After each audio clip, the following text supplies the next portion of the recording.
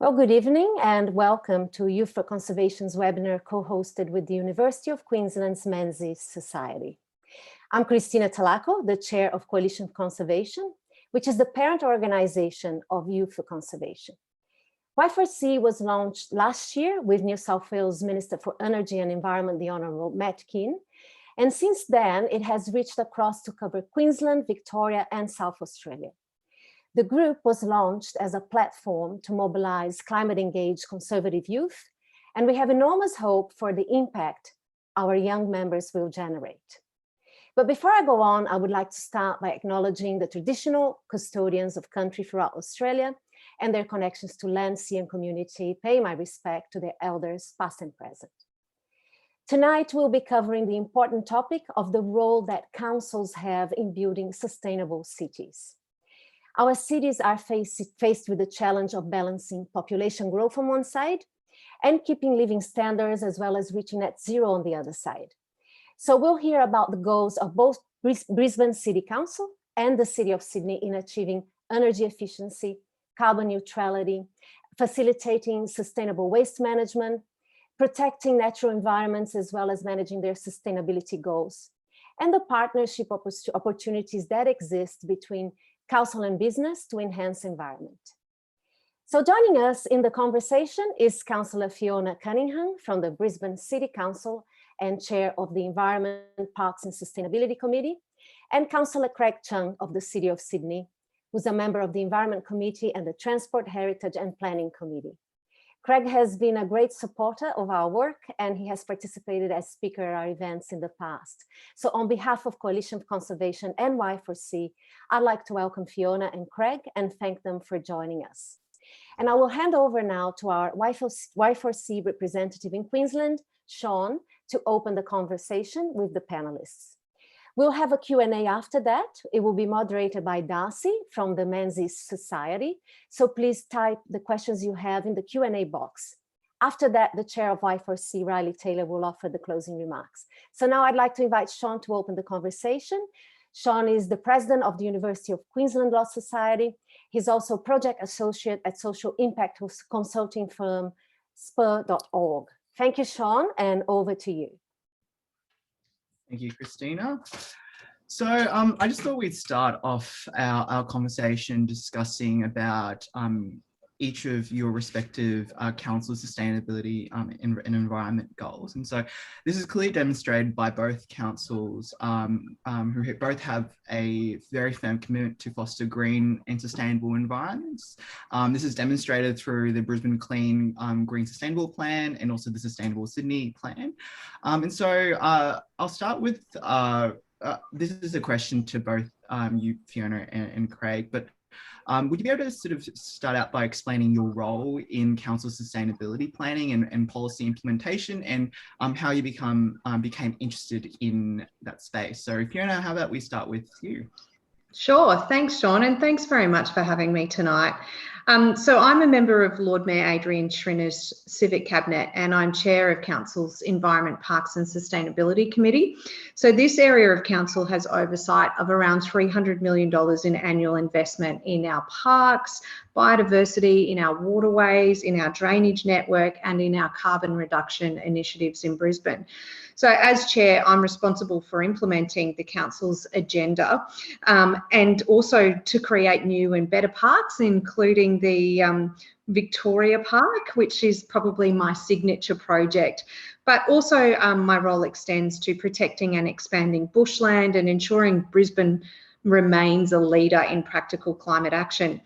In some ways, it was a bit of an accident for me to find myself interested in sustainability. I'm certainly not an expert. I didn't study it at university. I did a communications degree and was a journo, but that led to me working in politics eventually at one point in my career. And at that time, I worked for the Environment Minister in Queensland, Andrew Powell, who some of you may have heard of. I was his senior political advisor for a number of years, And at that time, the reef was a very, very hot issue, and became very involved with supporting him and learning a lot about cane farmers and interactions with the Great Barrier Reef and UNESCO. And so that my interest in the environment sort of started from the work that I was exposed with in politics. Does that answer it? Yes, fantastic. Thank you very much, Fiona. And Craig, how about you? So what is your role in Council Sustainability and Environment Policy, and also what sort of got you interested in that space? Well, thank you, Sean, and thank you all for organising tonight. Christina, you're a powerhouse, pardon the pun, but you are a powerhouse. And C4C and Y4C wouldn't be here without you. So thank you, and thank you to everybody involved. I'd also acknowledge country. I'm sitting tonight on Wallumattagal land, and thank elders past and present. Look, the setup for Sydney is a little bit different to Brisbane. We have quite a small geographic area of about 12 square kilometres and 200,000 permanent residents. Sorry, Fiona, but we are the gateway city to Australia, the flagship city, and I think it really is important symbolically what Sydney does and how it's involved in sustainability and the environment. The Environment Committee, of course, is responsible for many of the things that Fiona talked about in Brisbane, but also all of the parks and gardens portfolio and those sorts of things. And I guess we'll talk about some of the things that we've done and crossed shortly. How did I become interested? Well, I think we're all interested, and I guess that's something which I think we need to sort of dispel a little bit. Building sustainable cities and a sustainable country is something I think we all support. And it's not a partisan issue, and it shouldn't be. Not one side of politics owns the environment movement or sustainability. And so really I've looked towards practical, sustainable solutions, really ending sort of the idea of the climate wars and virtue signalling language which divides us rather than actually brings us together. And a great example, I think, of that is the Minister for Environment and Energy in New South Wales, Matt Keane, who is, I think, leading the way on showing how Conservatives really can be great leaders in both practical economic outcomes as well as sustainability and environmental outcomes. So how did I become interested? Well, I think we're all interested, and I think we all just need to play our part in practical sustainability. Thank you very much, Craig. And so both of you have sort of talked about the notion of practical, practical sustainable solutions, and that's something that I think sort of sets the particularly conservative politicians apart from others on this issue. And so I was wondering what would you be able to further explain what each of your respective councils' the sustainability goals are, particularly the ones that you're most passionate about, and the ones that I think best demonstrate the kind of practical, sustainable solutions that you want to achieve? And so that's open to anyone, either of you who wants to. Thanks, Sean. And just to echo as well what Craig was saying, I mean, some of these practical actions that we're taking is, conservation is a deeply conservative principle at its heart. Some of our best environmentalists are farmers, and I completely echo what Craig is saying in terms of we should not be afraid to own this space, and Brisbane City Council really has quite a strong track record. We probably have 4 key areas that we focus on. The first is remaining a carbon neutral council, and this is something that our council is so proud of because we have a state Labor government in Queensland, and not even one department of that Labor government is carbon neutral, and Brisbane City Council has been carbon neutral since 2016-17. So we have a strong focus on remaining carbon neutral in Brisbane. We've set a 6-tonne target for our residents by 2031, and that presents some challenges. But we're working with residents to try and reduce their carbon footprint. And more recently, we launched an online carbon calculator. Craig Castle helped us out with that, which is always good to have that kind of endorsement, where we're actively encouraging our households and showing them that it's easy to in fact reduce your carbon footprint and you can save money at the same time. Some of our other goals include our 40% natural habitat cover on mainland Brisbane by 2031. And of course, we have the usual targets around air quality and our public and active transport usage, diverting waste from landfill and tree cover on footpaths and bikeways and things like that. But perhaps Craig can share some of his council initiatives as well. Yeah, thank you, Fiona. There's a bit of an echo going on there. I think that cities need to can contribute to this in a number of different ways. I think leadership, direct action, and infrastructure are 3 things that I talk about. Leadership, of course, is about government standing up, and I think Fiona made such a great example. How can a state government call for decarbonisation and not have a single government department which is carbon neutral? So local government, and before we came on tonight, we were just talking amongst ourselves, and we were saying the local government leads the way in so many ways, and one of them is heading towards carbon neutrality. One of the practical ways in which Sydney's done that is that we all of our energy that we use in the city of Sydney is renewables, and surprising to us was in fact that it will actually save us money using 100% renewables across Sydney. So that's obviously a practical and direct action. And then the infrastructure is providing ways in which our communities can be involved in conservation, be involved in actually sustainability, and providing the means for that. So I think the leadership piece, the direct action piece, and then the infrastructure piece. And of course, when you're talking about Fiona's council with 1.2 million residents, that's a significant number of people who need the infrastructure to be able to do these things. You think it's not that long ago that we didn't have yellow bins. Maybe some of you might not remember that, but we used to have one bin, it all used to go in, and it's local government who actually provided that leadership to be able to then provide infrastructure, not only for the bins, which is, I guess, one end of it, but it's also the streams, the waste streams, and how we dispose of that and recycle that and reuse that. I want to talk about waste a bit more when it comes time, but it's just an example of how council plays its role in providing infrastructure. And very briefly, another way in which Sydney is doing that right now is that we are rolling out a trial of recycling kitchen compostables. And that's quite a challenge for us, being able to not only get people to save that within their premises, to then be able to get it out and then get it into a place where we can recycle it and reuse it. But we're setting up the supply chain, or the recycle chain, if you like, to be able to do that. That's a piece of the infrastructure piece that I think councils need to be responsible for.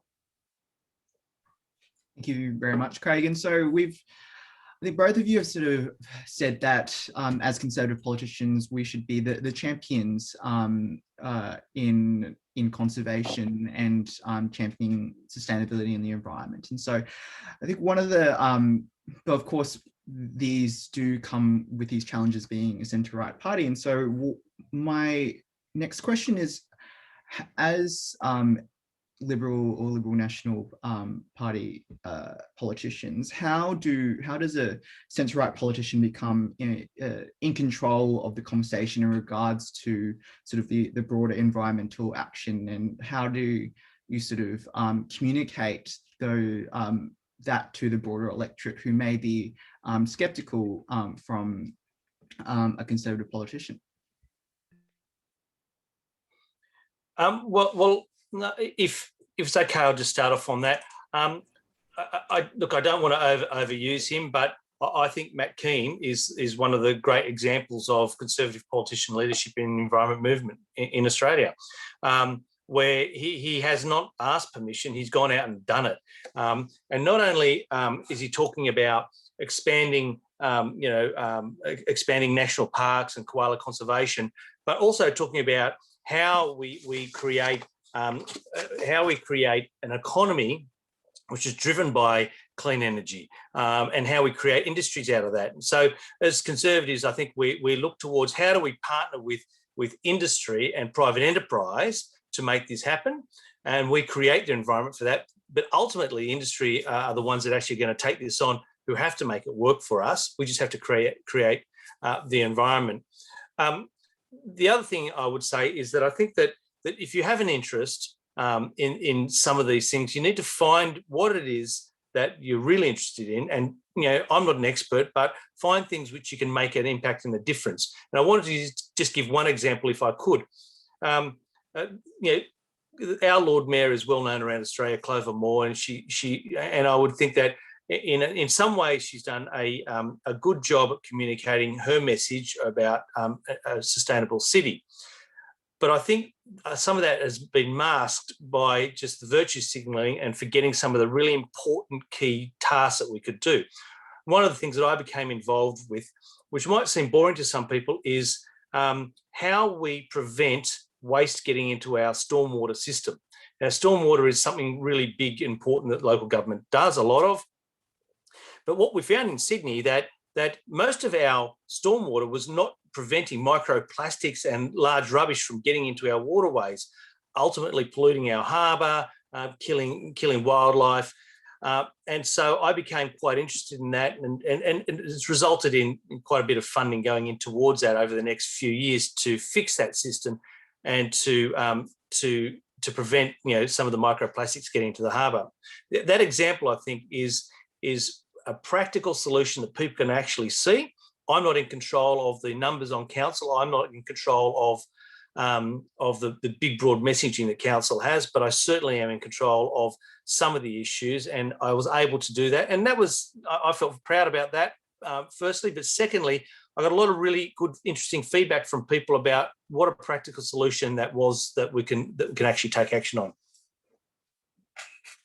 Thank you very much. And Fiona, things to add? Yeah, I would just say, look, I think it comes down to practical action and leadership. So one of the things that we've done in Brisbane is almost take the politics out of some of these more traditional green issues and explaining them as, well, why wouldn't we want to do this? Because it makes it better for the next generation. And it's around sort of selling those practical actions that we're taking. And we have a lifestyle in Brisbane that because of our climate, it is quite hot. So why wouldn't we want to see more trees on our footpaths to lower the temperature? So we're encouraging people to ride bikes and walk places. And so, one of the other challenges that our city faces, like most cities, is traffic congestion. So part of the Lord Mayor's platform has been to build green bridges, which is about encouraging people to get out of their cars and ride their bikes, which also has that practical environmental flow-on effect. So it's about the way you describe it, and it's about what it means to people. It's what I like to call the so what factor. If we do this, then we can expect to get a better outcome here. And I think we've been really lucky in Brisbane to have environmentally conscious centre-right Lord Mayors to take that leadership.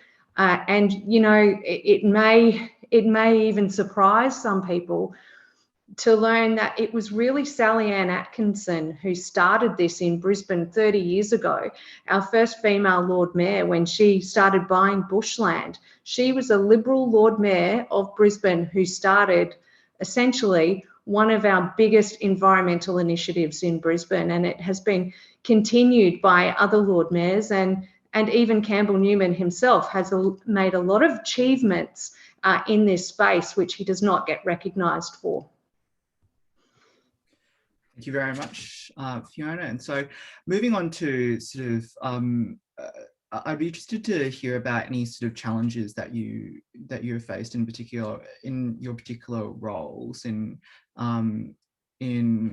sustainability and environment, particularly in implementing policies, or sort of any other challenges that may have been raised in this area. Well, I guess in Sydney, and we've talked a bit about this. There are 10 councillors in Sydney, and the majority of them are with the Lord Mayor, Clover Moore. And so the biggest obstacle that I have is politics, and where we have a Lord Mayor who is a very successful politician, and has used her entire career has been bashing Conservatives, and so marginalising other councillors and dominating the debate, I think has been, one of my biggest challenges. I agree with Fiona, what she said earlier about the so what factor, and I certainly have tried to take that on board in Sydney, where of course we don't have any issue to divide us here. But again, I think my biggest challenge has been politics in Sydney. The other thing, I guess, is that that when you don't have a majority on council, and you wish to really put forward ideas and challenge, I guess, the existing government, if you like, it's very, very hard to cut through that. So I find that my methodology is to look for practical action that I can take steps towards achieving, as well as, of course, I continue to contribute to policy debate, but finding practical ways in which I can sort of be involved in sustainability in Sydney. One of the challenges I think that Brisbane has, but it's also an opportunity, is just the size and scale of our population. And we have an ambitious target, as I mentioned earlier, to reduce our emissions, our household emissions to 6 tonnes. And while we're relying on, to a certain extent, some changes in technology and support from other levels of government, I have a saying that hope is not a strategy. And so one of the biggest challenges I think we have is just the sheer amount of people that we have to try and bring on that journey, and to try and provide them with really practical things like our online carbon calculator to show them how easy it can be. And so I think the challenge is just is a communication challenge almost, in bringing people on that journey to achieve what our targets are and to really make that difference. And moving on to a different challenge that we've had to overcome in this past year is the COVID-19 lockdowns, and that's something that has actually, I guess, opened people's minds about, I think, humans' impact on our environment. And it's sometimes would be the first time that people would see, barren streets and sort of pollution, and also sort of an opportunity for people to see what lack of pollution in the city looks like. And so I was wondering whether you had any insights into whether sort of the current pandemic and has actually changed the way that people have seen sustainability in the way that we approach environmentalism. I'm happy for you to go, Craig, if you want to jump in, or Go ahead. Okay. Look, one thing that we certainly noticed in Brisbane when we could is that people were enjoying our parks and natural areas far more than what they were previously. And the value of these pocket parks and the value of these pocket conservation areas has really increased in terms of family values, going for a bushwalk, being able to spend time in your park and your green space and your creek has gone from something that you might do once a year to something during a lockdown that was all you could do. So we saw a huge surge in the increase in popularity of these spaces. So that's presented some challenges for us, because how do how do we balance that, and how do we make sure that, you know, that people have access to these spaces at a point where it's really in high demand. So, you know, one thing that we're looking at in Brisbane at the moment is our draft off-road cycling strategy, because we saw mountain bike purchases go through the roof because people were wanting to go down and buy a bike and then explore our natural areas. But that also has an impact on some of our natural areas that we may not have been ready for. So like all organisations, we've had to pivot and think about our natural areas differently. And I would just echo what Fiona said, that COVID has made all city decision makers think differently about what the city looks like in the future. I think that cities will not look the same ever again. And if we think about what our priorities were in our cities pre-COVID, they are completely different now. And while none of us wanted COVID to happen, there's some exciting challenges to actually look at and see how we can actually harness some of that. You know, what Fiona was saying there about really reflecting on what, you know, the users of their parklands. I think the same happened for all cities, where people were using intensively different assets and infrastructure of councils that they never used before. I think the other thing is that people saw their own impact in their own home environment and how that has an impact on their community. And so all of a sudden, where we had high-use public transport, there's 200,000 people that live in Sydney, but at any one time, there was 1.2 million people visiting or in Sydney for work or whatever. So all of a sudden, the change to transport and what that has meant to sustainability.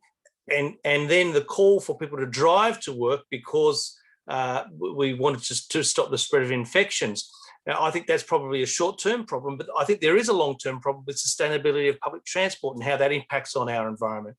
Then the sustainability of our local smaller parks in our dormitory suburbs, that I would say outside of my city of Sydney, but other council areas. And that's had a huge impact. And while we're talking about this, we then have to start thinking about, well, how do we, what are the things that we pivot towards that are next as we start to recover? Will the city come back 60%, 80% population? And what does that mean then for the services and infrastructure we provide in the suburbs? It's a really exciting challenge, but I think it opens up so many opportunities for us looking towards the next couple of years. Fantastic. And just finishing off on our discussion, I thought we would turn to sort of future opportunities that both of you see, particularly in terms of council's work, and also any sort of partnership opportunities that you see council working with the private sector in encouraging sustainability and giving support to sort of the renewable energy industry, or other partnerships that you can see between community and business. Yeah, so some time ago, Brisbane City Council, under the stewardship of Campbell Newman, established a sustainability agency of council known as City Smart. So it's Brisbane City Smart, and they not only work with business, but they help provide sort of partnerships and encourage other businesses to take on sustainability practices. And one of the things that they've recently been able to achieve is basically, by bringing business together, they have a better buying power, so they're able to get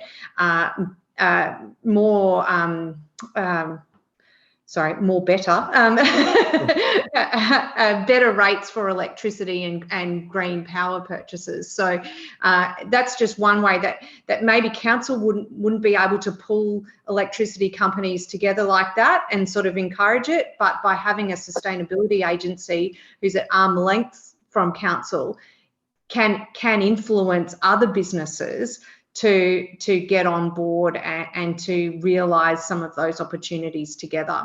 So that's one sort of thing that has been done in Brisbane, and I think we'll see more of it in coming years.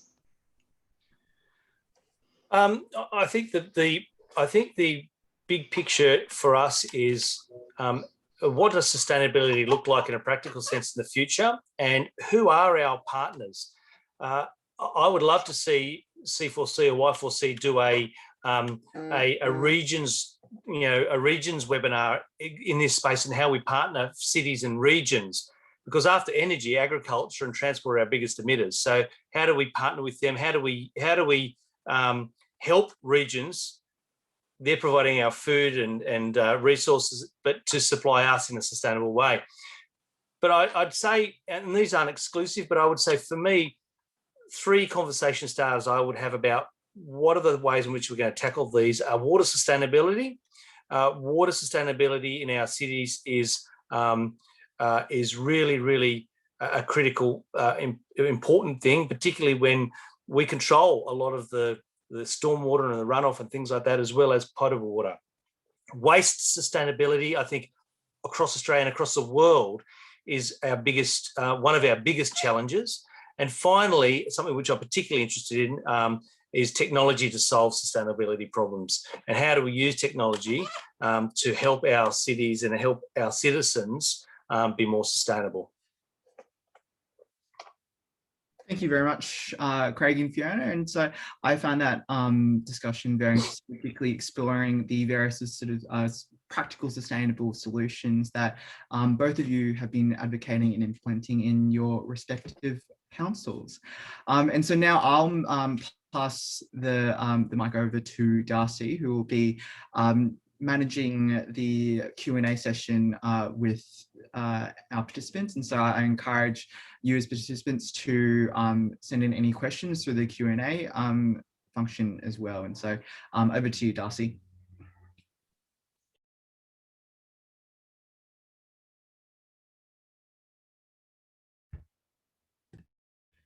Darcy, I think you need to unmute yourself. Sorry, can everyone, okay, you can hear me now. That's fantastic, thanks Sean. As you were saying, there's about 4 questions in the Q&A, so for anyone out there listening, don't hesitate to put one in there right now while we go through some that were pre-submitted. The first question to both the panelists is from Oscar in Brisbane. He says, do you see a future with CBDs or substantial amounts of CBDs becoming pedestrian and other active transport only zones?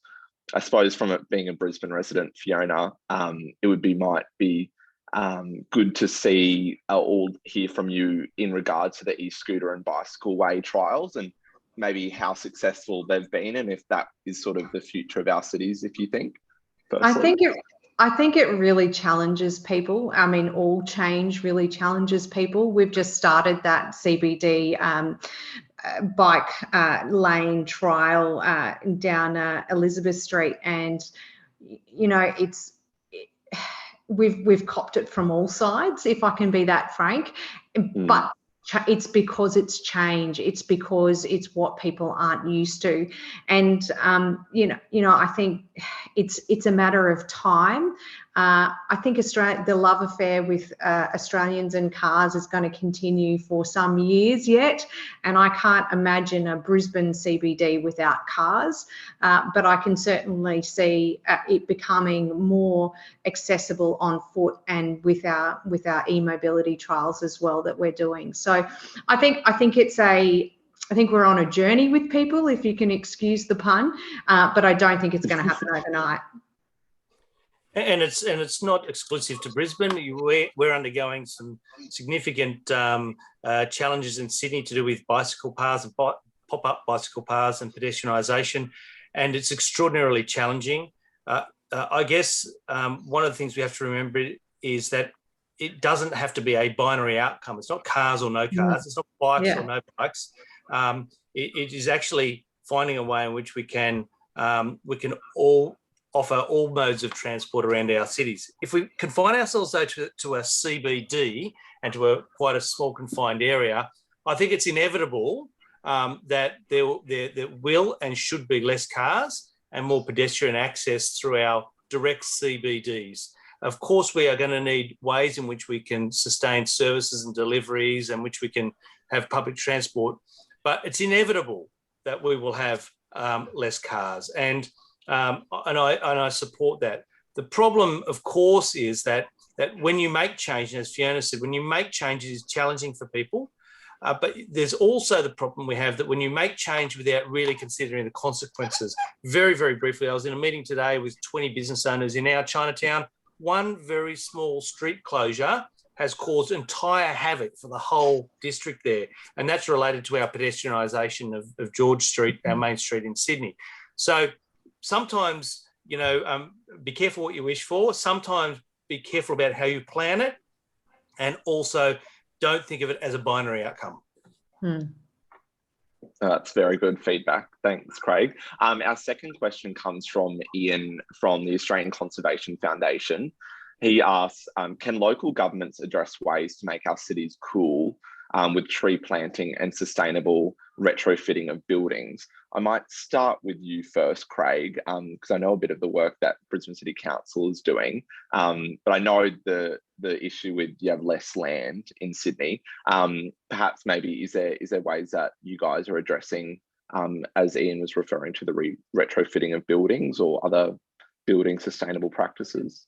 Well, all three parts of his question require their own webinar. I mean, they're big topics, but which is not, and they're really interesting. But in terms of retrofitting of buildings, I think that's really interesting. In Sydney, we've provided a lot of grants for building owners to do energy audits, for instance, of their buildings, so that they can then consider how they can improve the efficiency of their buildings. Unfortunately, we've withdrawn a little bit of that in Sydney recently, and it disadvantages small property owners in the CBD. But nonetheless, that is something that Sydney has done, and I would continue to expand that so that that we can provide opportunities for people to have that audit and to then, you know, to make their buildings more sustainable. In terms of cooling cities, I think it's a problem around the world, and I think that we've over exercised our tree cutting capacity, and we now end up with these barren sort of places. But having said that, I'd ask everybody, go back and have a look at our city photos of our cities from the 1920s, 1930s. We've actually made quite a significant amount of progress. Of course, Sydney's made some announcements recently about tree planting. So they're just a couple of things in answer to what Ian asked. Oh, sorry, and waste, and sorry, waste again. It's a huge issue. You can't answer it in one go, but of course, councils are a key part of that. Yeah, absolutely. I would echo what Craig's saying. That's almost a webinar topic, each of those on their own. Obviously, I mentioned earlier that we have a 40% natural habitat cover in Brisbane target, and that includes basically not only our natural areas, but our street trees as well. We're at 38.9% in Brisbane, so we're not far off our target, but we're struggling to find that last sort of 1%. But we will continue to plant out our streets with trees, and some of the issues that we have with cooling our city and planting trees is that residents don't want the trees outside the front of their yard. You know, the first rule of local government is that for every action, there's an equal and opposite reaction. And so you find that you plant a tree, or we might involve our communities in planting trees, but residents still will say, well, I don't want that tree there, or they will sabotage that tree. So, you know, you can have all the best intentions in the world, but if you can't bring people on the journey and explain why it's good to have a street tree out the front of your yard, then you won't ever win the argument. So I think, you know, that is a bit of a challenge that we have in Brisbane, but we're nearly there at our 40% target, and I'm pretty proud of that when you compare it to other cities in Australia. And I think completely echo what you're saying, Craig. When you look back at historical photos of our city, it looks nothing like what it does today, not just the buildings, but the amount of vegetation cover. And even 15 years ago in Brisbane, when you look at some of our parks, they look positively barren compared to what they do now. So we've started that journey with people, but we've got a long way to go. Sorry, can I just add just something there, slightly off, but to what Fiona just said, and when you look back at the history, one of the things I think we all need to remember is don't be too self-critical. Sometimes these debates become really, really this a really self-conscious attack on ourselves and what we should have done and we haven't done, and you've ruined our future. But in fact, progress is good, and I think being able to acknowledge progress and acknowledge the work Fiona's done. They're a tiny fraction of achieving their target, but and they're finding it hard to get there, but they have done such good work to get there. So let's not be too critical of ourselves and history. I think that we're making progress. No, that's really good advice. Thanks, Craig.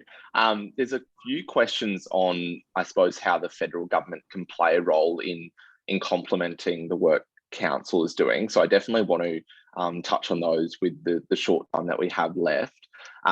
Leo asks, I think from Sydney, how can the federal government provide support to local councils in improving sustainability, or would that be more trouble than it's worth?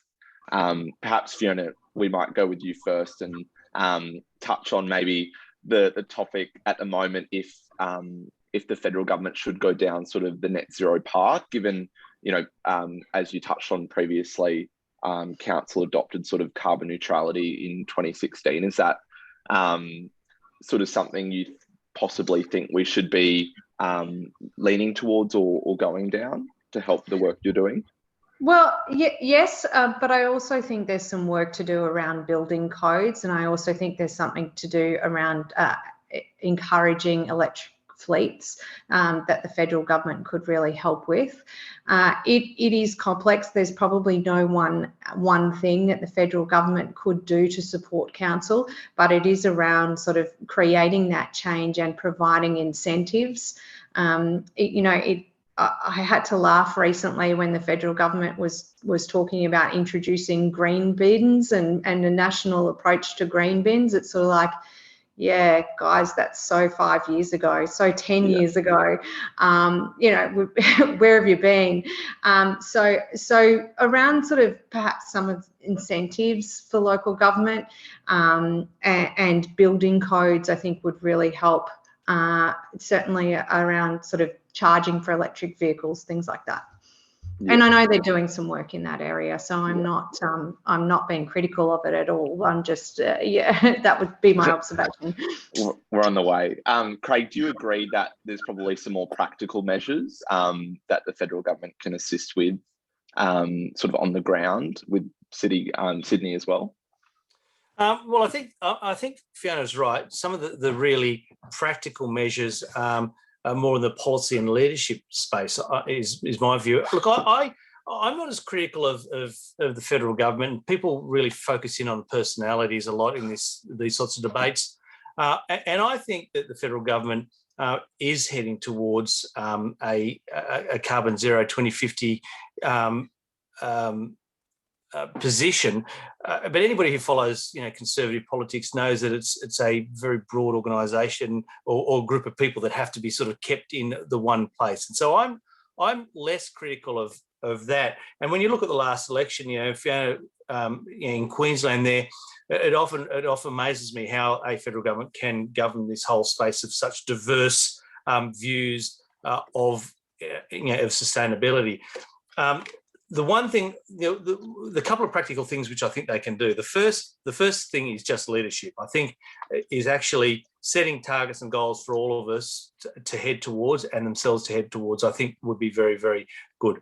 The second thing is to develop a policy, national grid policy, because I think we're heading towards a bit of a problem where people withdrawing from the grid and issues with sustainability and security of our energy grid.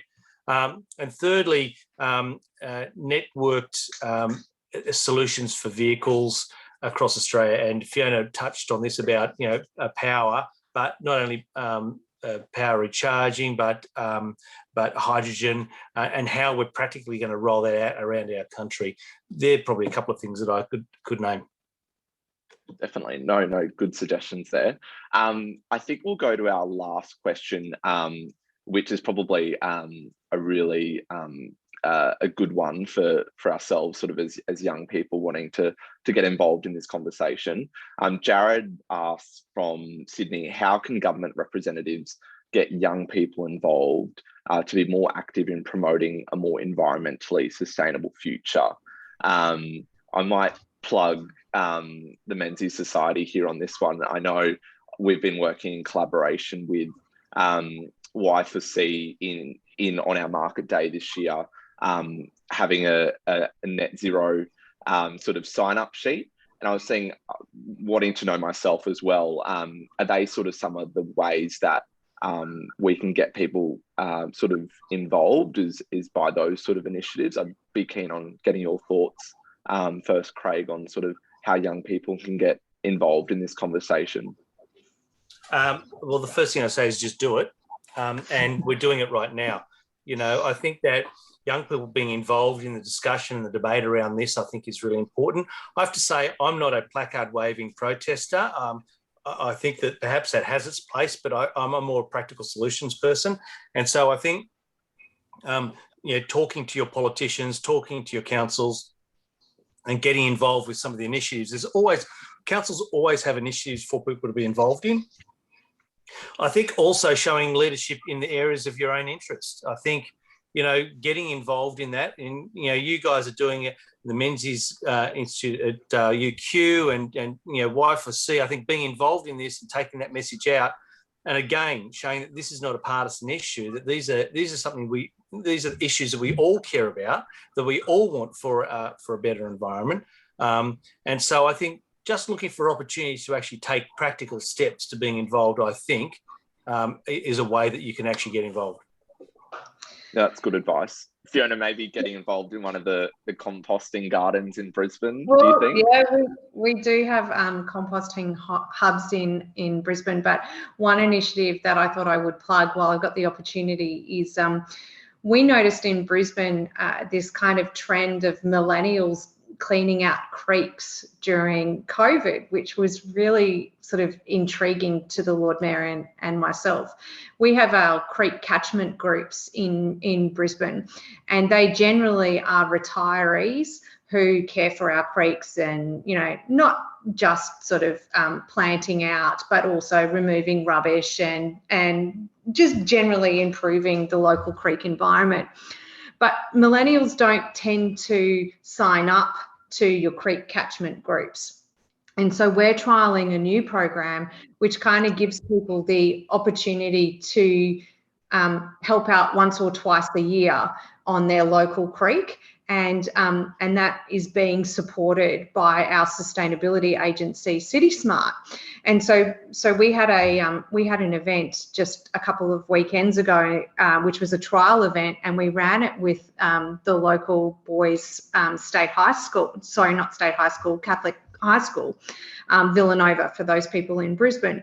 And we had great success with them.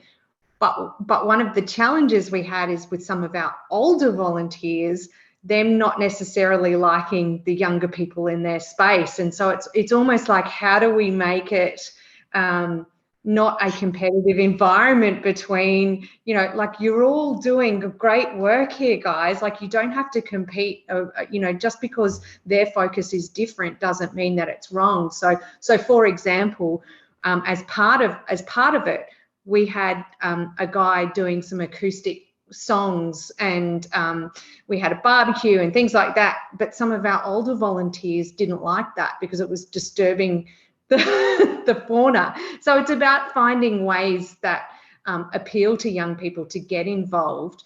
And I hope that through this creek cleanup program that we're trialling with millennials, it will look different to other programs that council runs, but it's good to be different, because it means if it's different, then different types of people are getting involved. And so how do we appeal to the different types of people to get into the creek and replant it and pull out that rubbish?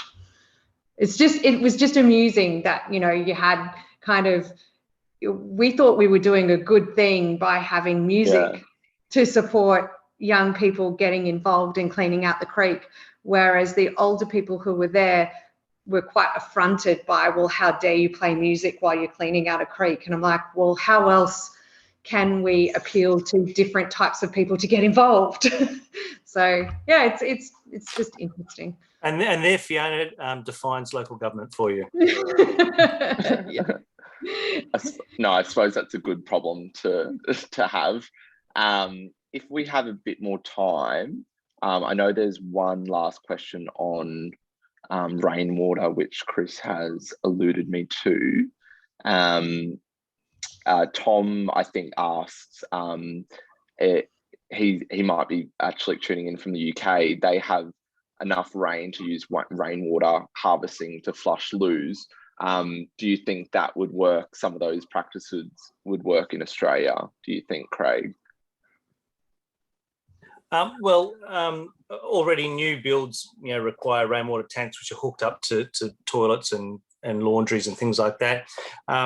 But rainwater is a really interesting issue and something which I'm particularly interested in. And in Sydney, we've got a large-scale, highly dense development called Green Square, and we have a water recycling plant there which actually purifies water and returns it back to properties there. We also have a very, very large wetland which is used for part of that recycling.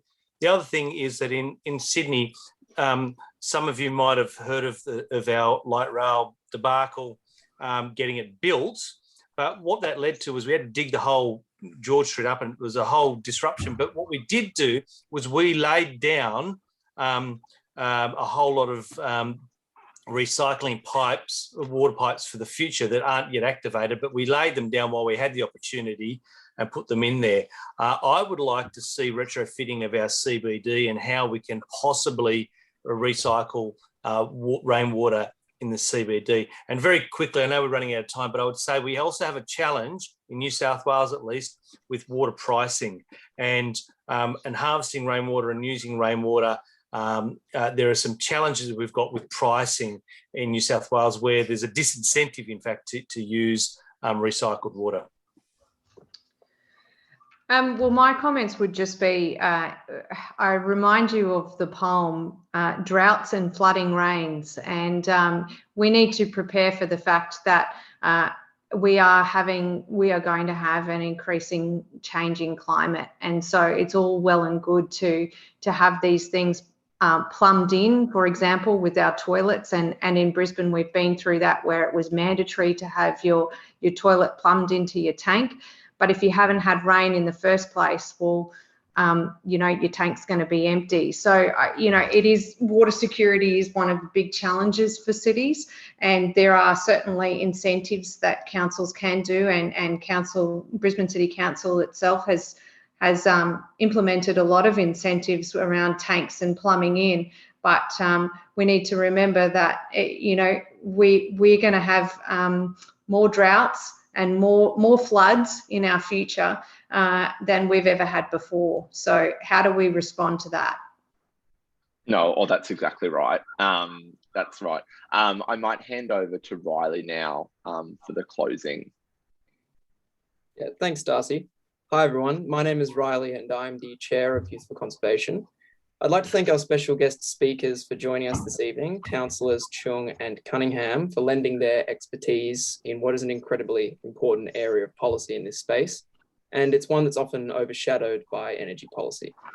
I would also like to thank my fellow Youth for Conservation executive team members, particularly our leadership team in Queensland, led by Sean and Ellen, and of course our partner in this event, the University of Queensland Menzies Society, very ably led by Darcy. Building the cities of the future requires innovative thinking. It requires us to ensure we have achieved carbon neutrality without sacrificing energy efficiency. As tonight's discussion revealed, we have already achieved much of this, with all of the City of Sydney being powered through renewable energy that is both affordable, reliable, and sustainable. Furthermore, it is clear that councils like Sydney and Brisbane are making sustainable waste management a priority and making meaningful, pragmatic strides towards a circular economy. As a resident of Sydney, I was particularly interested to hear about the action taken by Sydney Council to address microplastics polluting our stormwater. It gives me great pride to know that we have advocates like Councillors Cunningham and Chung, ensuring that our sustainability goals are still being pursued, even as we still grapple with the negative effects wrought by the COVID-19 pandemic. It seems clear from what we've discussed tonight by our special guests that partnerships between local government and business are one of the pillars in achieving sustainable urban development, with projects like City Smart in Brisbane being a key policy in this space. So thank you to everyone for joining us this evening. I know especially if you choose this busy time packed with midterm exams, and I know for a fact that I should be studying right now. But before we wrap up for this evening, I would like to draw attention to two very exciting upcoming events being hosted by us at Coalition for Conservation. For those of you in West Australia, we have an exclusive event coming up on the 21st of April with the recently appointed Secretary General of the OECD and the former Minister for Finance, the Honourable Matthias Cormann. The new Secretary General will be speaking on the new era of cooperation between the OECD and Australia and the unique opportunities that that presents to Australia in addressing climate change. Also coming up in April, we will be hosting a webinar on the 27th with the Honourable David von Holst-Pelarken, sorry if I mispronounced that, the South Australian State Minister for Energy and Mining. The Minister will be leading an incredibly important discussion into South Australia's ambitious clean energy agenda and lending some commentary on the federal budget's responsiveness to the future of clean technologies. Until then, stay safe and we hope to see you all soon.